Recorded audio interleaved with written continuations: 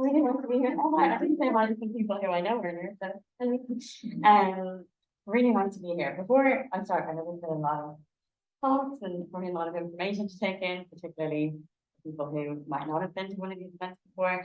So if everybody would be happy to, just want to do a bit of a temperature check. So basically, I'm going to ask everybody to close their eyes, not yet, and then just put up your hands. 5 is like if you're feeling absolutely great, best you've ever felt, and really happy about being here.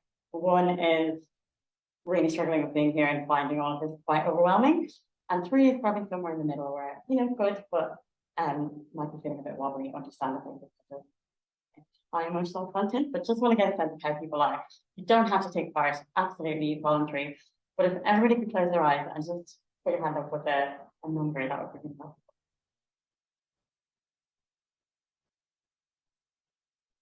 Great, you put your hands down. Thank you. That was lovely. It sounds like, as expected, kind of a range of emotions here. And kind of because of that, I wanted to start not by talking, but by doing what's called a 3-minute breathing space. Some of you might have done this before online, so apologies for repeating myself, but equally, I don't think there's a limit to how many times you can do this. So again, if you feel comfortable to, you can close your eyes. You don't have to. That's why I put this kind of rolling image on the screen, so you can have a look at that if you prefer. But it's just going to be about 3 minutes of sort of checking in with how you're doing.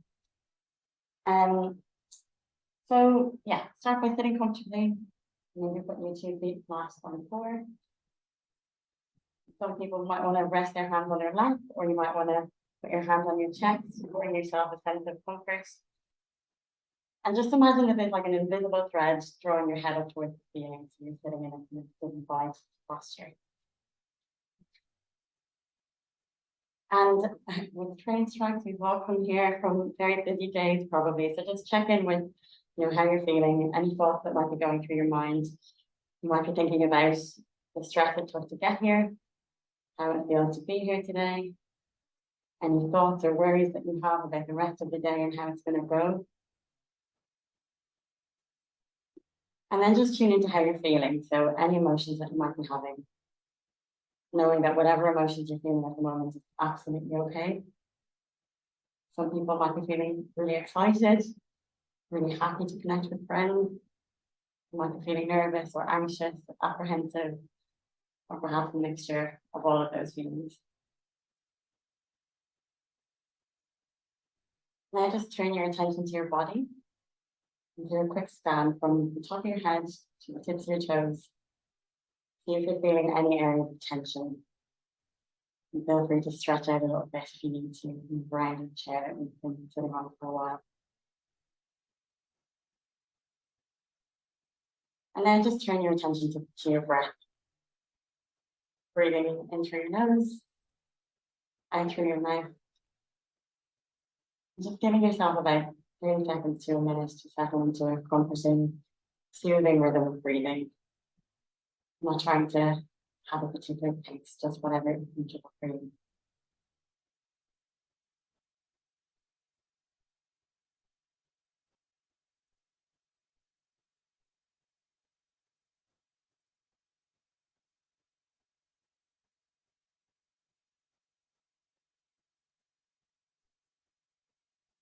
Keep breathing comfortably, and then just tune into the surroundings that you're in. Any sounds that you might be able to hear, whether inside the room or outside of the room. You might hear the fan, traffic, voices outside, my voice. Notice what it's like to be here in a room with other people who share their experiences. Knowing that we've all come from different places, we're all at different stages, we all have different life experiences, and many of our experiences won't be shared, but there is an experience that we do share. So knowing that you're not alone in that, and that there's people here that are here for the same reasons, and who'll be here to support you today. Just maybe give yourself a second to set an intention for the rest of the day of what you might want to get out of here, what you need to do to take care of yourself, and what you might want to do to take care of each other. And whenever you're ready, just stretch out, take a few deep breaths and open your eyes. Okay, I haven't put anybody to sleep. Exactly. So Charlie and I asked me to speak about mental health in MRKH. I guess I'm a psychologist, that's my job. But I'm aware that I probably don't need to tell you about mental health in MRKH because you have either lived with it or supported somebody through it, and therefore you will all have had your own experience, and you will know that there are times when it massively impacts your mental health, and times when you might feel absolutely fine, and that will just fluctuate. So I'm not going to tell you about the kind of research findings and what we found and all of that. I'm going to come to integrate some of my research interests with a bit of my personal experience to sort of think about what I think is important in taking care of your mental health. And if anybody does want more of the academic stuff, I'm here all day to ask you questions or whatever. No, I promise, I do know stuff, I promise. So yeah, I mean, I wanted to start off with this slide, which again I've shown before, but I think it's really important, particularly today, because I think not just with social media, but with, often the way that we are told that we need to respond when something difficult happens in our lives, is that you push through, be positive, just put your best foot forward. And that's great, and it's okay to do that. But equally, it can feel really stifling if inside you're feeling awful and experiencing a lot of sadness or grief or difficult emotions. And therefore, I really like this image because it's all about how batteries need a positive and negative charge. And everybody's going to experience a huge range of emotions, and we need all of them to function all the time. So don't feel that you have to be positive all the time. Only batteries don't work. I'm going to skip that one. But I suppose one of the things that have interested me throughout my life and research and everything has been the way in which MRKH impacts on our identities and the stories that we tell about ourselves and how it makes us feel as people throughout our lives. And I think that fluctuates. And one way that I really like to explain this is using the tree of life.